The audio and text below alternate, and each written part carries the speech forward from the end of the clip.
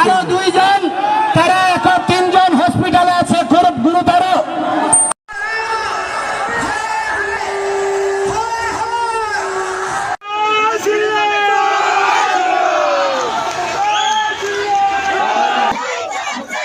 সবাই ভালো এবং সুস্থ আছেন, স্বাগতম জানাচ্ছি আমাদের আরেকটি নতুন ভিডিওতে। সুপ্রিয় দর্শক মণ্ডলী, ভিডিওর থাম্বনেল টাইটেল ও ভিডিওর কিছু অংশ বিশেষ দেখে আপনারা ইতিমধ্যে বুঝতে পারছেন যে আজকের ভিডিওটি কতটা গুরুত্বপূর্ণ। ভিডিওর অংশ বিশেষগুলো দেখে আপনারা রীতিমতো অবাক হয়েছেন। সুপ্রিয় দর্শক, সেই অংশ বিশেষগুলোর বিস্তারিত আলোচনা দেখলে আপনারা আরও বেশি অবাক হতে বাধ্য হবেন। আসুন আমরা সেই বিস্তারিত আলোচনাটা দেখে আসি। আপনাদের প্রতি বিশেষ অনুরোধ জানাচ্ছি সম্পূর্ণ ভিডিওটি দেখার জন্য। সম্পূর্ণ ভিডিওটি দেখলে আপনারা বুঝতে পারবেন যে রাজনীতির মোড়টি কোন দিকে যাচ্ছে এবং বাংলাদেশ আবার কোন দল ক্ষমতায় আসতে যাচ্ছে, এই বিষয়টি আপনারা বুঝতে পারবেন। আসুন আমরা সেই বিস্তারিত আলোচনা সম্পূর্ণ ধৈর্য সহকারে ভিডিওটা দেখে আসি।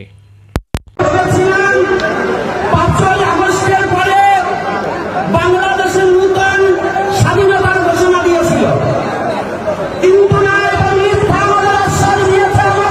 স্বাধীনতা হয়নি। যদি সনাতনীদের স্বাধীনতা হতো, আজকে এই সমাবেশ সময় নাহিদ কেন ইন্টারনেট ছড়ে করে দেওয়া হলো?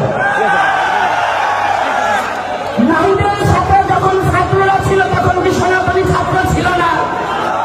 তাহলে বৈষম্যবাদ ওদের মনে এখনো আছে, সনাতনীদের কখনো হিংসা বলেনি। আজকে কেন রংপুর বিভাগীয় সমাবেশে জেলা স্কুলে দেওয়ার কথা, যেখানে ডিসি মহোদয় প্রথম পারমিশন দেওয়া হয়, ভুলে গিয়েছিল নাকি মুদামদের টাকা খেয়ে আমাদেরকে এই সমাবেশ বাতিল করা? ডিসি মহোদয় ভুলে যাবেন না, আপনি ডিসিগিরি হয়তো আপনার সীমানা নির্ধারণ করা আছে, এত বছর আপনার ওই আসন থাকবে, কিন্তু সনাতনী জাতি পৃথিবী যতকাল থাকবে ততকাল থাকবে। আপনার সীমানা বাধা, কিন্তু সনাতনী জাতির কোনো সীমানা বাধা নেই। সনাতনী জাতির কোনো সীমানা বাধা নেই। আমি সনাতনী জাতিকে জানাতে চাই, আজকে যারা যত বাধা দেবে আমাদের লড়াই তত শক্তি হবে। আমরা জমি থাকবো না, আমরা জমি থাকবো না। আমি কয়েকটা ঘটনা দিচ্ছি।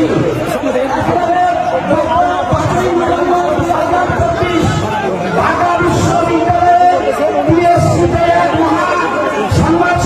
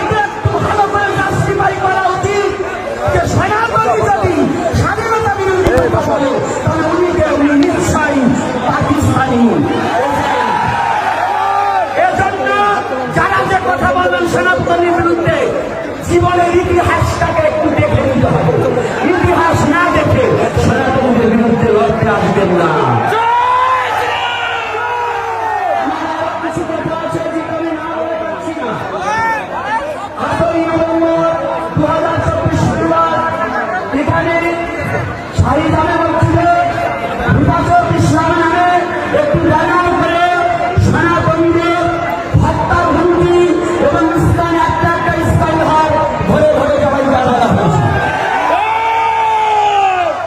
কোথায় বাংলাদেশের প্রশাসন, কোথায় বাংলাদেশের প্রধান উপদেষ্টা, কোথায় যে একটা জাতির প্রতি এত বড় কথা বলতে পারে? এরা কি সন্ত্রাসী নয় কি?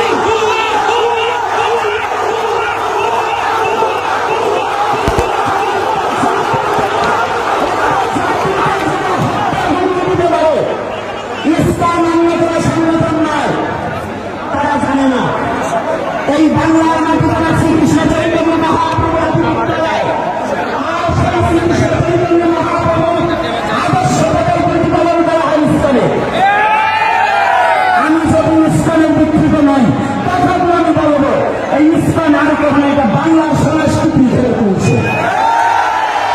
তাহলে ইসলামে যদি জঙ্গি সংগঠন হয়, যারা প্রকাশ্যে দিবালোকে একটা জাতিকে হত্যা হুমকি দেয়, তারা কি?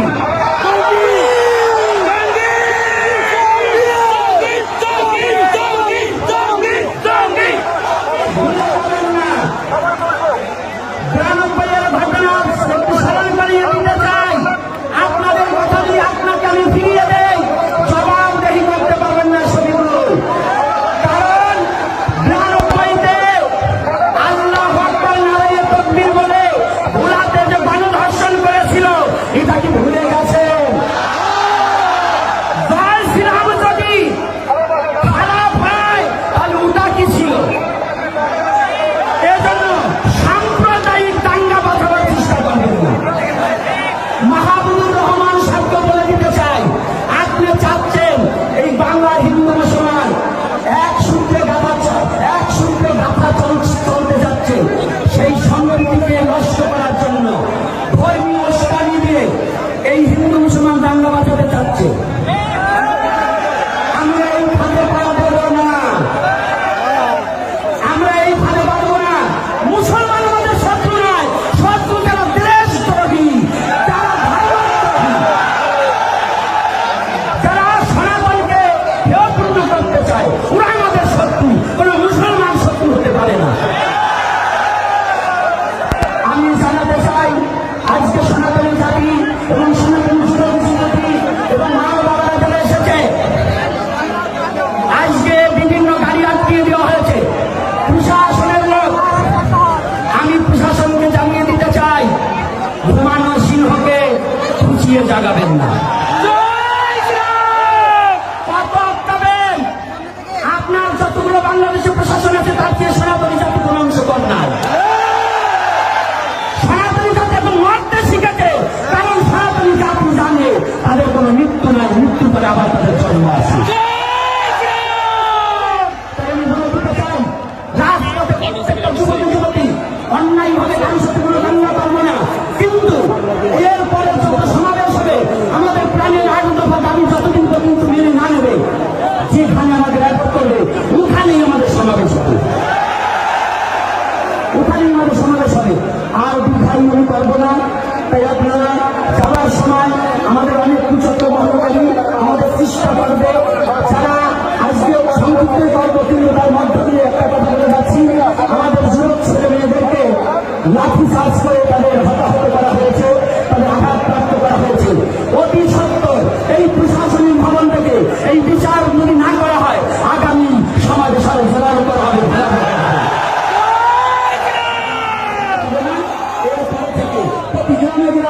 সংগঠন গড়ে তুলুন। আর আপনাদের বলছি, আমরা কোনো এজেন্টের টাকা নেব না, আমরা কোনো বহির দেশের টাকা আমাদের প্রয়োজন নাই।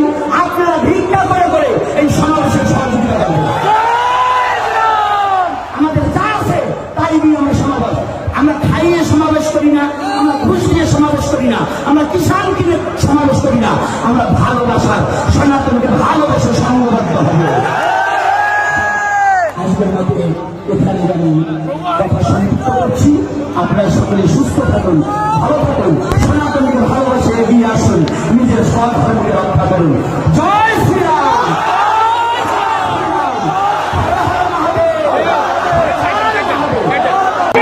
জয় শ্রীরাম, হর হর মহাদেব, হর হর মহাদেব, হর হর মহাদেব।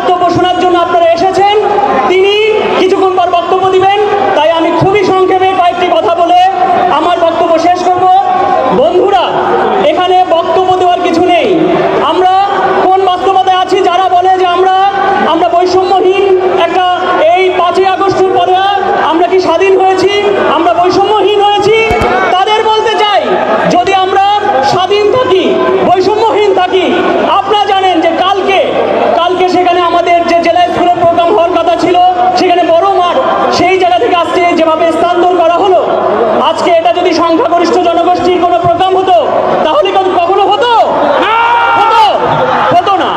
আমাদের সাধু সন্ত, আপনি জানেন বাংলাদেশের সাধু সন্ত 50 জন সাধু সন্তকে এক জায়গায় করা কত টাফ।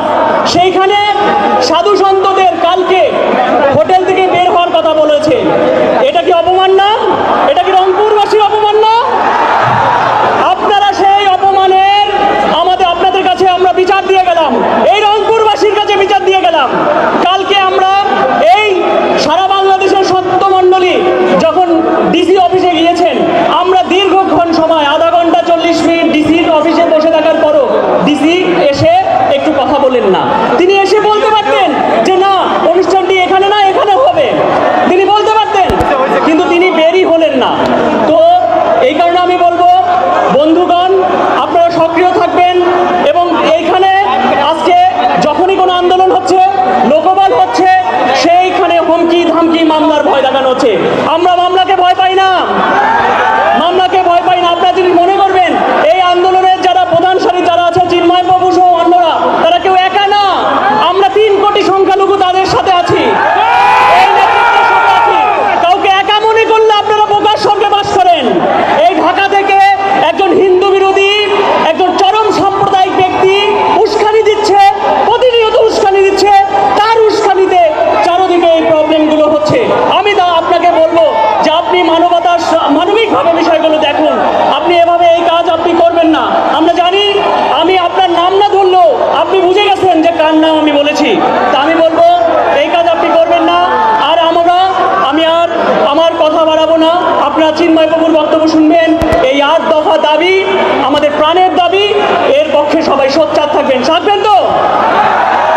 আজকে এই আন্দোলনে বিভিন্ন জায়গায় যে বাধা সৃষ্টি করা হয়েছে, মানুষকে আহত করা হয়েছে, আগামীতে কাউকে মামলা, হুমকি ধামকি বিভিন্ন কিছু করছে, তারপরও এত মানুষ আপনারা বলেন, এটা আমাদের একতার ইয়া দেয়।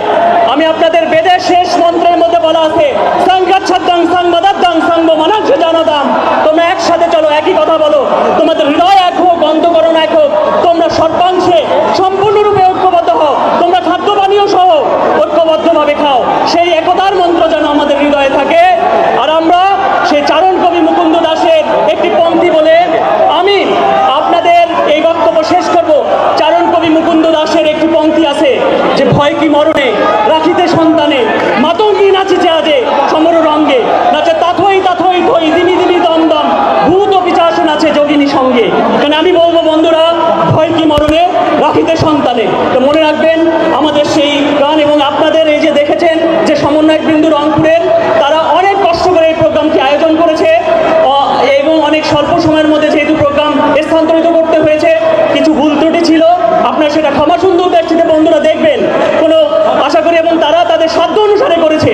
তো আমি আর বক্তব্য বাড়ানো, আপনাদের সবার কল্যাণ হোক। ওম শান্তি শান্তি শান্তি।